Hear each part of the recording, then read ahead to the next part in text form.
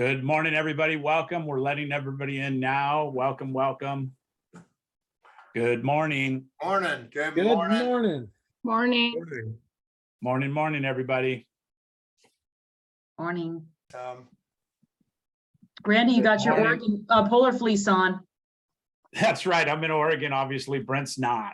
He's got his tropical flowers on, and I've got my Oregon attire.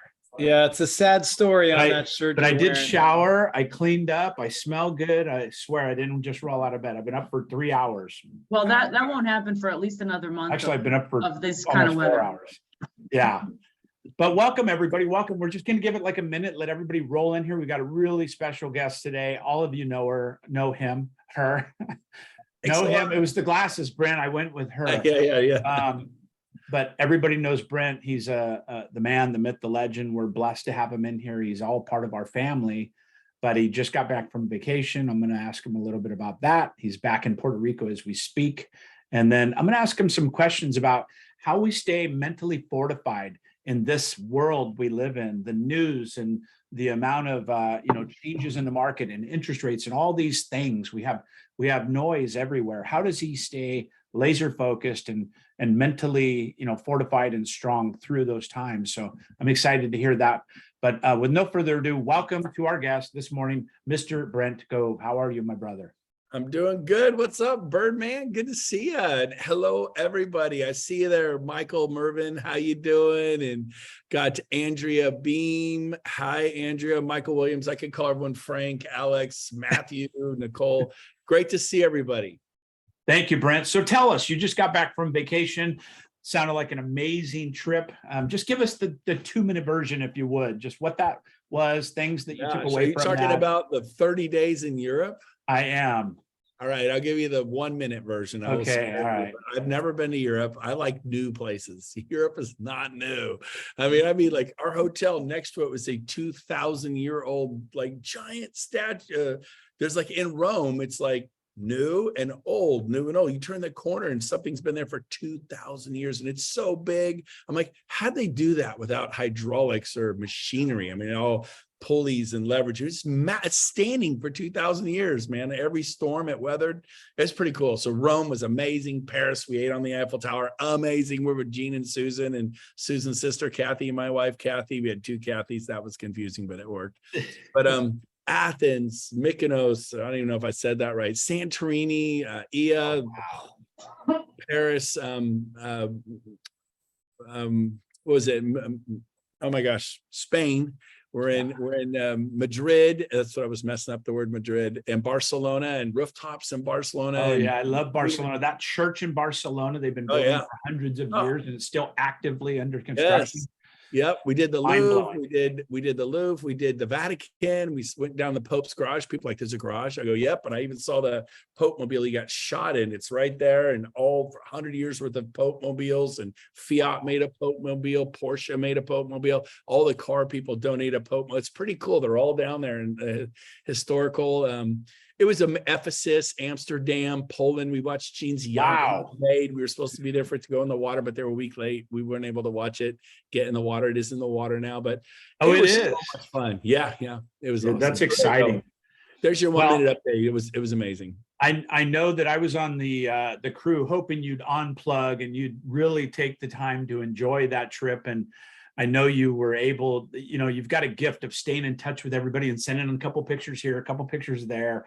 I know a lot of people had that experience with you. You're just a special human being, and we're really glad to have you. Hold on though. I was going to put my phone in the safe and really try to cut back. And so I asked my wife when I was all done, honey, on a scale of 1 to 100%, how much was on my phone compared to normal? And just so you know, it's all true, baby. What was the number? What was it? How much? What was the percentage? He was on the phone on vacation. 28. He did so. You gave me a percentage. I think it was 10%. That's what she said. 10%. Woo! That's pretty 10%. good. That's legit. Well done. Right. Well done. 10%, 90% reduction. It was fun. I had so much anxiety about unplugging for 4 weeks. I could do it again next month. I'm Oh, good. No What was, anxiety. We're good. what was the biggest number of text messages on read on your phone at one time? What was the number? Oh, you don't want to know that. I just don't know That how would high not it motivate goes. anybody here. I don't know how high the blessed to number have goes. 30,000 people plus in my organization in 21 countries. The number was large. Yes. I don't even want to tell you. All right, I Brent. didn't So, have to take an entire day and just focus when I got back. Just oh like- my gosh. Okay, so Yeah. let's jump in. You know, thank you for being here for the organization. I don't know how you do it, honestly, the way that you stay connected, the way that you do it. All of us, aspiring leaders are really learning from the footsteps that you've done and trying to understand how you do this, right? Make it replicatable. But do me a favor, you're one of the most optimistic and forward facing and you hang around with proximity of people that keep you motivated. But in this time, what can you give as encouraging words for a lot of the agents that may not have seen interest rates like this in their career? And you've been around a long time. You ran Yeah. large teams through shifts. You've been through a lot. How do people stay mentally fortified? How do people stay in a place of value, in this time? I'm just going to turn it over to you and lead us down that path, please. Awesome. Thank you, Randy and Tom and everybody. This is my third shift. I got in the industry in 1996 in the middle of a huge downturn. By 99, my mentor said, I'm getting out of real estate. I can't stand it. This was the star at the office, Fred Wilcox, Remax Gold, Folsom, Freddie with his suit and tie, his hair is always perfect. And I looked up to him so much. And I'd ramped up by 99. I sold 48 homes and made $393,000. And Fred's like, this is crap. I've had enough. I'm getting out of real estate. And I was like depressed. I'm like, oh my God, he was just exhausted because that downturn started like 91, 92 and went to 99. I'd only been in it for 4 years and all I knew was tough. I didn't know that it wasn't normal to sell boarded up crappy homes with homeless people in them. That's all I was doing. And I was getting 5% commissions, and you sell something for 100 grand, you make 5 grand. You do it twice a month, you make 10, 3 times a month, 15, 4 times a month, 20,000 a month. Oh my God, you can make 20,000 a month. This is like a free license to print money. And so I was out there with easy ups in the street. You can't hold them open. So I did open street opens. You guys do street opens? I did street opens. They said, you cannot do an open house on a HUD home. They're boarded up. Nobody gets to do them. So I didn't hold the home open. The door was locked, had all the same signs, took the word open off it, house, arrow, and I'm standing in the street, 120 degrees, July, August, in a suit. Back then I was 34, 33, 34. I'd wear slacks, shirt, and a tie, dripping sweat, easy up because I was a soccer coach, took the easy up from soccer, put it in the street in front of my car. Agents would show up, you can't hold this home open, all negative and all upset about what I'm doing. I go, good, check the front door, baby. It's locked. This is not an open house, but you have open house signs. You go, nope, doesn't say open on any of my signs. Go look again. Nobody even noticed. Like, you can't do this. I go, I can. I'm pointing to a house. Check out that HUD home, pointing it. And if they want to make an appointment with me, I'll take them in. So get creative, get scrappy. That year when everyone was dying, I made $393,000. So I think it's about momentum. Everyone write down the word. Succeeding in life, weight loss, dating, momentum. Go on 30 dates the next 30 days. You won't be alone next month. It's all about momentum. You're just not. It's always down to one thing. You're not doing enough numbers. There's no good men left. There's no good women left. Go see 30 women in the next 30 days. I think you'll find one. And if they're all bad women, I think the problem is you. If there are 30 men, I think the problem is you. And so, come on. Of course, I'm not talking about 30 loser guys or 30, do the best you can. Of course, you're going to meet some, but whether it's, or real estate, massive action creates results. So I have some questions for you here. They said I get to run. I'm going to keep my eye on the clock. I know we're done in 21 minutes. So yes, I have a question for you. I kind of thought about, what do I want to say today? I'm going to try to do something different. And so I came up with atomic thoughts. I think guys, I'm not saying atomic habits. I'm sure someone said atomic thoughts before, but that's why I want to key in, because I think that's the issue. I think the issue is what's going on, what you say to yourself. I think that's the issue. So first thing I want to ask you is, number one, where do you want to be? Do you want to be in the home you're in right now? Do you want to be in the condo you're in right now, the apartment you're in right now, the rental you're in right now? Maybe you're in a beautiful home. Do you want to be in the car you drive? Do you love your car? Do you get in your car and go, God, thank you for this car. This car's amazing. Or do you get in the car and do you pray, God, please start the engine? Whoa, whoa, whoa, whoa, whoa, whoa. It's a religious car. Whoa, whoa, whoa, bam, it backfires and starts up. Thank you, Jesus. Thank you. That's a religious car. And those are good. It makes you pray more. That's good. You can have a religious car, or you can have a car that's so nice. You get in the leather. And you're just like, you ever had a brand new car, all leather? You can't wait to get the car. Every time you get in it, you just get the tingles. You're like, this is so nice. Thank you, God. Thank you, God. I don't deserve this car. Or how many of you get in your car and you just go, and you're like, oh, it does not smell good in my car. There's McDonald's wrappers. There's the water got in there. The floor mats are moldy. It's like, oh, you know, your house, oh, you know, so you're like, where do you want to be? You know, do you want to camp? Or I'm a camper. I camp at the Ritz-Carlton and the Marriott. I'm a Ritz-Carlton Marriott kind of camper. It's just my thing. I like it. I've gone camping. Camping's fun. It hurts. You sleep on the ground. It's like, it's so awesome to be with nature. It is awesome with nature, but I don't sleep well out there. Anyway, so here's the deal. What is it you want? And let me ask you the next question. I want you all to write this down. Be honest with me. This is not a joke. I'm serious. Who is stopping you from having that? Is it Randy Bird? Is it, I bet you it's Tom Daves. Nope, Don Yoakum, for sure. Don Yoakum's the reason for all of your struggles in life. It is Don Yoakum. Or is it Glenn? No, it's the state broker for Oregon. Man, I mean, Debbie Penny in California, she's a redhead. She's like, boom, she's tough as that. It's, if Debbie Penny would just be different, I could have a great life. But Debbie Penny's the one. No, it's interest rates. They're 7%. My God, who could survive with 7%? By the way, the interest rates when I was selling in the 90s were 8.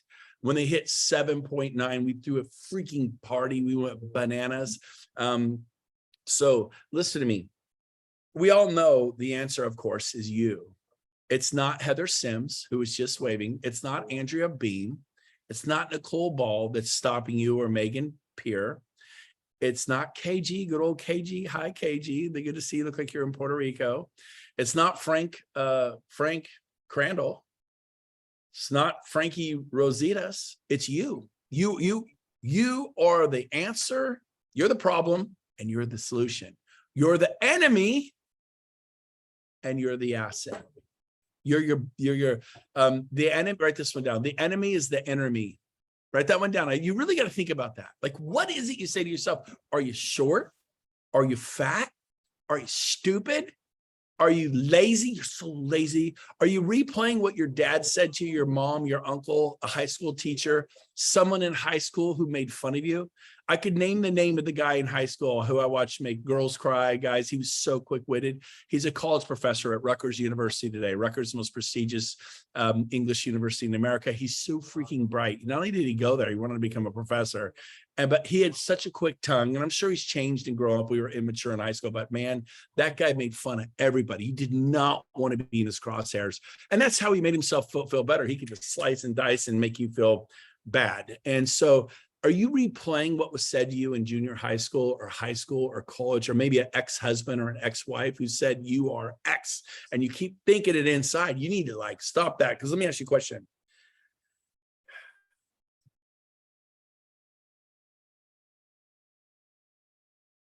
Like, when you say stuff to yourself like, God, I'm so stupid. I'm so lazy. When you say those things to yourself, let me ask you a question. You say, it's too hard. I'm tired. I don't have time. I can't do it all. By the way, I don't work.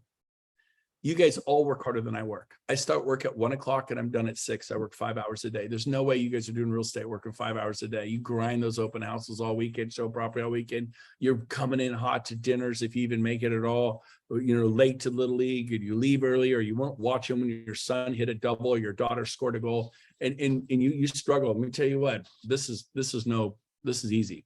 But you know, when you say I'm stupid, you know, it's too hard, I'm tired, I don't have time. Does that sound like a teenager? It's too hard. I'm tired. I don't want to do it. Does that sound like a teenager? Ding, ding, ding, ding, ding, right? Or B, Does it sound like a Navy SEAL? Or C, Richard Branson? D, Elon Musk? E, Martin Luther King? F, Mother Teresa? G, Teddy Roosevelt? H, Henry Ford? I, the Wright brothers? J, Walt Disney? K, Ray Kroc, who built McDonald's, the Golden Arches? Or L, Michael Jordan? Do they say, I'm too tired, I don't feel like it, it's hard? Or does it sound like a dang teenager? And so I think a lot of times we can all sound like teenagers, me included. But you got to realize God made you to be a Navy SEAL. He made you to be Mother Teresa. He made you to be Walt Disney, to have a dream, even if it was a little silly mouse, and to build an entire thing around that. You can do it. He was turned down 113 times by banks. The 114th bank said yes. I would have done 5 banks and called it quits. I swear to God, I wouldn't have gone past 5 banks. Like, it's just not meant to be. He kept going. So, you know, I think what you say to yourself really matters. And so I want to talk about the mindset of a champion. How vital do you think that is? And do you have a mindset of a champion? You're not saying I'm beautiful, you're amazing, you're the smartest, but you got to be able to love yourself. Or how about this? Self-loathing never served the world. Do you know anyone who really hates themselves? And man, they're loving everyone around them. The truth is, write this one down: hurt people hurt people. If you hate yourself and you're hurt, it's hard to love. When you're freaking miserable, give yourself a pass. You know, start saying nice things about yourself. You better be your biggest cheerleader, you know, like, I'm freaking amazing. I got this thing. Now, I know I'm talking narcissism, mirror, mirror on the wall. Who's the fairest? Look at you, good looking stud. But I mean, there's a way to do it that's not narcissism. But like when your daughter, it's probably easy for me, when you have a 13-year-old daughter goes, boys hate me, I'll never be happy, I'll never get married, I don't know, nobody likes me. Do you say to your daughter, you're right, you're a total derelict? Is that what you say to your daughter? No, you're going to have a great future. You're right. And so you got to do that to yourself, because some of you are 40 something, 50 something, 60 something, 70 something, 30 something, 20 something, and you're still saying stupid stuff to yourself. Again, the enemy is the enemy. Like, well, come on, I can't say you're amazing, you're smart, and have this great life. No, then you back it up with action. So number 5 is, can you do all the right actions, but throw in a bad mindset and expect to have great results? So the truth is, it takes all the right actions with the right mindset. Because some of you, here's what you do. I mean, you're going to do an open house this weekend. God, it's probably going to be a waste of time. No one's going to come. Or they're going to come in and then they're going to end up, you know, going with the Coldwell Banker agent. Or I'm going to get them and I'm going to show property for half a year. They'll probably buy new construction. I won't even get paid. That's all the inner stuff. Oh, no, I don't do that. Do you? Have you really thought about what you're saying to yourself? Because what you say to yourself matters. Because when I show property, I completely, like, no joke, expect to show them anywhere from 3 to 7 homes, and they're going to pick one, and we're going to write an offer. We're going to put them in escrow that night. We're not waiting until Tuesday. We're going to I'm going to get a hold of that listing agent and convince Tom Daves that he needs to present my offer over the phone. Just, Tom, here's the highlights. It's $30,000 over the asking. We're closing in 10 days. It's as is. Your sellers can stay for 2 months rent free. And I know it says in the email list, you're not presenting until Tuesday, but we can't wait till Tuesday. So no problem. You guys have every right. I totally respect that, Tom. I admire and respect you for who you are as an agent, but we're gone tomorrow morning. We're going to Plan B house. This is the home we want. Because you don't want to depress that listing agent. We want this house, but you got to reverse the FOMO. Now, of course, right now it is more of a buyer's market, so you don't have to do that stuff as much, but that's how you not wait 3 days. Because when you wait 3 days, you get trampled. Wait 3 days, get trampled. You better figure out how to create a sense of urgency. Now, of course, this market we're into, sellers, agents are like, oh, thank God I got an offer. Oh, yes, I'll present it immediately. And you don't, even then, some of them are lazy. You go, I'm so sorry. Heather Sims, I'm so sorry. We are going to write another offer on a different home tonight at night. We're in a desperate situation. We can't wait. I get it. You guys can wait. It's not our emergency, but trust me, if this comes together, you want to sell to us, our boats are burned in the harbor. We're not going to back out on you. We have to find a home. Well, what is it about? It's personal. I wish I could tell you I mean, all I can tell you is I'm desperate. My clients are desperate. It's very personal. I can't disclose that. Okay. Do you guys want to know what it's about? I want to get paid. I don't like writing offers and losing or get trampled on. I like to win. I like to freaking win. I have this passion in me, and it's personal. It's personal because feeding my kids is freaking personal. Where I live in the public schools versus private schools, I had my kids in private schools, so they taught them to be entrepreneurs. They didn't teach them to get jobs. In high school, my kids were doing business plans, and they had to form businesses with their buddies and have partnerships and see what that was like, and actually sell product and do P&Ls. That's what our kids' high school, my high school, Del Campo High School, they filled our heads with mush. They taught us how to hide under our desks in case a nuclear bomb went off. Like, that's going to help, right? Oh my gosh, I am anti-public school. Don't even start me. Now, sorry if you're public school, sorry. All right, so here's the deal. But if you have the right mindset with the right actions, it's game over. Right actions, right mindset. You got this. You're going to go on a listing. You go on the listing appointment before you go on the listing appointment. Professional athletes, Navy SEALs, they close their eyes. They do the entire exercise with their eyes closed. They do it before they do it. Do you do it before? Do you show property before you show property? Do you visualize the outcome? I'm not talking about weird. I'm saying if you're at home plate and you're like, I'm going to whiff, wham, you whiff. You're playing golf. Randy and I love to golf. Tom Davis and I love to golf. You're like, oh, it's going to be bad. And yes, you're like, you got this. Relax, calm down. You're going to hit it. It's going to go right. Nothing. Babe, you used to say something to me in golf when I was having a hard time. You used to say something, I'm going to hit it right down the middle. You had this cool little saying. There it is. She said it. I forgot it. Down the fairway and on the green. Down the fairway. Right. Golf affirmation. And I was having a hard time. Like, okay, down the fairway. Because when you start freaking out, it doesn't go well. And so you got to be smooth, excited, down the fairway, on the green. Michael Jordan, nothing but net. Nothing but net, baby. Nothing but net. You got this. Dennis Waitley, I'm going to be at his house in La Jolla in January. He was around in the 70s and 80s. He's coached astronauts, gold medal athletes. When you're asked to, were any of you asked to coach astronauts lately? Because I wasn't. Were any of you asked to coach gold medal athletes lately? Because I wasn't. Yeah, but he's old, Brent. Back in the 70s, 80s. Principles are principles. You know what Dennis Waitley taught me when I was 19 years old, washing dishes at Chico State? I'm getting scummed on from the dish, all the dish soap and the dish scum, and it's slopping up and it's hot and steamy and it sucked. You know what he taught me? I had my Sony Walkman. You know, it's 1985, Guardians of the Galaxy. And remember, they're like, oh, so I was the guy with the Sony Walkman listening to Dennis Waitley, Dr. Dennis Waitley. Dennis is like, need a 10, got a 10. Need a 10, got a 10. You tell your child, don't put your hand in the ashtray. Don't put your hand in the ashtray to the 3-year-old, the 4-year-old, cigarette tray.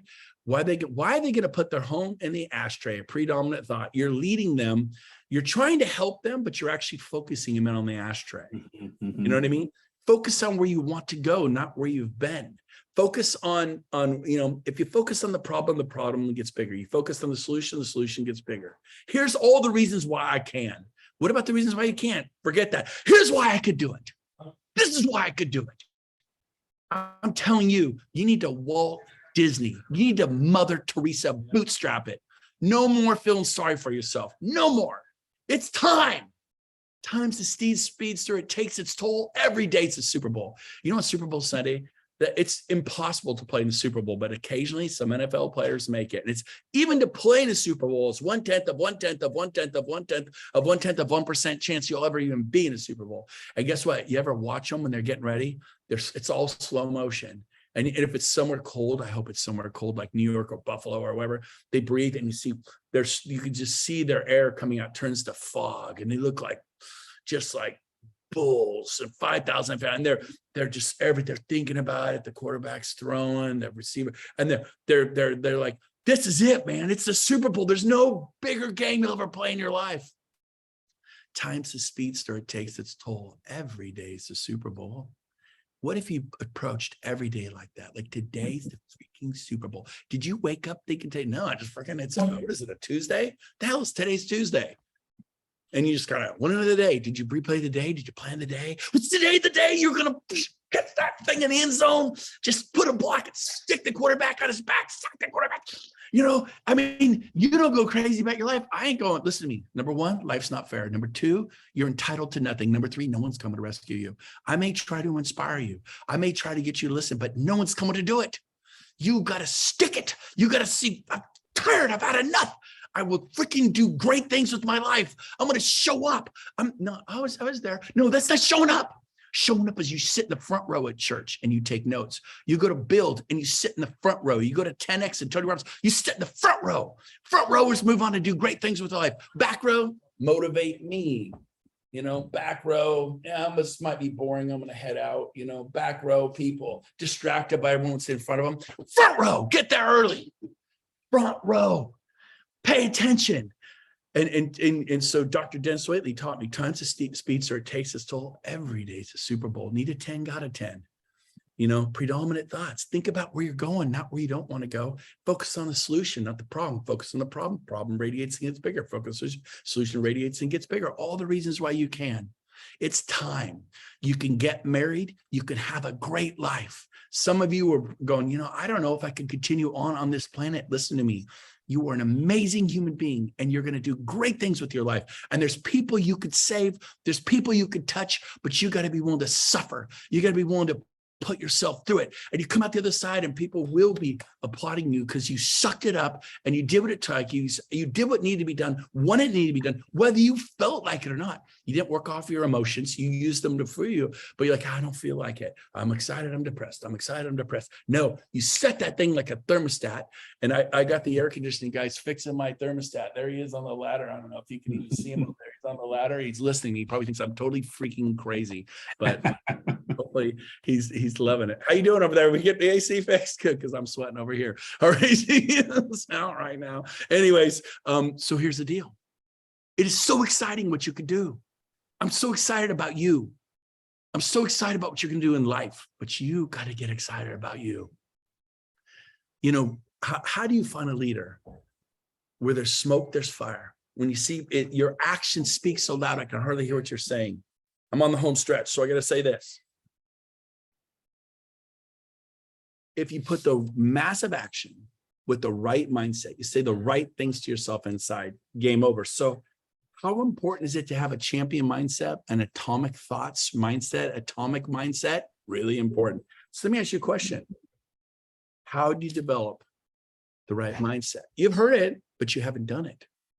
So I'm going to undo the mic and you could put a little hand stamp on the thing. If you know, I don't even know how to do it, but some people put a little hand on the screen. I want to hear from you. What are some things you could do to start changing what's going on in here and in here? Because what goes on here affects here. If you're feeling weak here, it was the thoughts here. You are in charge of this. I'm not in charge of your brain. Glenn Stanford's not in charge. The economy, Joe Biden, Donald Trump is not in charge of your brain. You, oh, my spouse is mean to me. Okay, your spouse is in charge of your brain. Think about what you're saying. It's stupid. I shouldn't have said that. But anyways, you get the idea. It's crazy. So who wants to give me some ideas of how you can develop the right inner winner thoughts? Anybody? I want to hear from some people. This is awesome, Brent. Don't say anything to yourself that you wouldn't say to a friend or a family member. Like, good. If you say, hey, I'm stupid, you wouldn't say that to a friend. I hope not. So don't say anything to yourself. And I tell my kids that all the time when they talk to me. Don't talk to me like you. Would you say that to a friend? Yeah, that's right. That's good. Thank you, Tom. Nicole. And Andrea. Ball. Andrea Beam's got a hand up. Nicole Ball next. Okay, we'll go Nicole then Andrea. Nicole, go ahead. My thing is, if I write down the negative thoughts, then I can rewrite it. Okay, good. Be aware of them. Okay. And then scribble it out and then rewrite that sucker and read it and read it and read it. And good. That's Navy SEAL. Now you're going Navy SEAL. You're going 12 disciples, baby. Next level. Andrea Beam, go ahead. Yeah, what you put in is what comes out. So, I'm doing a Bible study right now about taking every thought captive. And it is, anytime you have those thoughts, it's just instantly stopping and reframing and re-saying what that is into something that's positive, and just putting positive, podcasts in, what you're reading, everything that you're putting in is what you're going to get out. And who you're hanging out with. Do you think who you're hanging out affects your mindset? What if you're around 5 people who are going, man, life is great. We could make a difference. We were put on the planet to rescue widows and orphans and help the senior citizens who can't help themselves. Do you know there's a woman, Kelly Zimmerman? She lives in Wheatland. She just got a letter from the congressman in South California They gave her a letter. She did all these community outreaches, but one thing she did, she heard about Pearl. Pearl was 94 years old, not 1,000 years old, 94, living in a dilapidated house in Wheatland. And they rescued her from that house because she was literally freezing to death in the house. And she got the word out to the community of Wheatland. Hey, I don't know if you guys know this, but Sweet Pearl's in a house that has no heat, no air. She's literally freezing to death. And when the people of Wheatland, when they heard that a sweet little 94-year-old woman named Pearl was freezing to death at home while they're warm in their apartment or warm in their house, like this cannot be. And so she set up a GoFundMe to get her into her apartment and to pay the rent for like the next 5 years, and then to furnish the apartment on Amazon. They furnished the apartment. They thought they might get some things and raise money to pay for that. They got everything they needed for that apartment in 48 hours, and people were wanting to give more. The whole city of Wheatland stepped up and said, "We're here for Pearl." Who are you here for? Man, I just was blessed to go to Tim Tebow last week, and we were able to give $100,000, no problem, to rescue children. It's like, we hear you, we're coming for you. But there's millions of kids in sex slave trafficking, right? And it's a drop in the bucket. Listen, all it takes for evil to prevail in this world is for good men and good women to do nothing. Do what you can when you can. We can give 100,000, we gave 100,000. What can you do? And then these kids, they are rescuing 5-year-olds, 7-year-olds, 10-year-olds, 12-year-olds. They get raped 5 times a day. 5 times a day. Now you could do nothing, say the problem's too big, I'm going to do nothing. No, that's not who we are. We're going to do what we can. There are people that you need to freaking rescue, that you need to help, that cannot do anything for themselves. And so the orphans and the widows, I'm coming.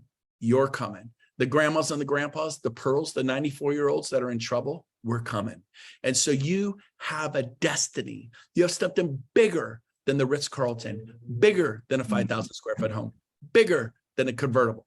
There's bigger, more important things. Yes, I like nice things and I have nice things, but man, one day I hope you to have spreadsheets of all the stuff you give to, because we do Excel spreadsheets, dozens and dozens and dozens of things, because we're about it, because I showed up. And this is your team. I'm proud of all you. I'm preaching to the choir. So Andrea hit on the head. What podcasts are you listening to? What books are you reading? She's in a Bible study. That's a small group of people telling each other how horrible they are and how they shouldn't keep their thoughts captive, or say, no, that's wrong. We're going to take our thoughts captive and we're going to believe the truth, not a lie. How many people believe a lie, and how does that serve them? When they believe a lie, they don't serve the world. Martin Luther King, he had a dream. What if you could get around Martin Luther Kings? What if you could get around Elon Musk or Francis Chan in San Francisco, or, I don't know Ray Johnson, or Oprah Winfrey, or Tony Robbins, or John Maxwell. I was just at a John Maxwell event. I put him as one of the 5 people I want in my inner circle. Boom. I show up on a John Maxwell event. He's speaking, I'm speaking. I get to shake his hand, got to know him. I'm in his circle now. I go to stuff John Maxwell goes to. I said, I'm going to be intentional. I'm going to be purposeful about my inner circle of 5. I have outer circle rings, but my 5, because you become like your 5 closest friends. And you better take a look at who you're hanging out with. If they're making fun of you and putting you down and saying, get a real job or whatever, but if they believe in you, your friends. I believe in Don Yoakum and Tom Daves and Randy Bird. I speak life into them. I do it to a lot of people, but I mean, who do you believe in? Who are you cheering on? You want to feel good? Give. You want to feel good? Love. You want love? Give love. I'm not feeling loved. You ain't giving love. Yes, I am. Yes, I am. Something's going on there. So we're going to end with this. If you will be intentional about watching TED Talks, some of them are really good. Intentional about not watching just boxing and UFC boxing on YouTube, or car crashes or balloon crashes. I mean, it's interesting. It's horrifying, like, oh, I'm going hot air ballooning. Then you see hot air balloon crashes. Maybe I should watch that. And you watch it catch on fire and like, oh God, I'm not going hot air ballooning. But here's the deal.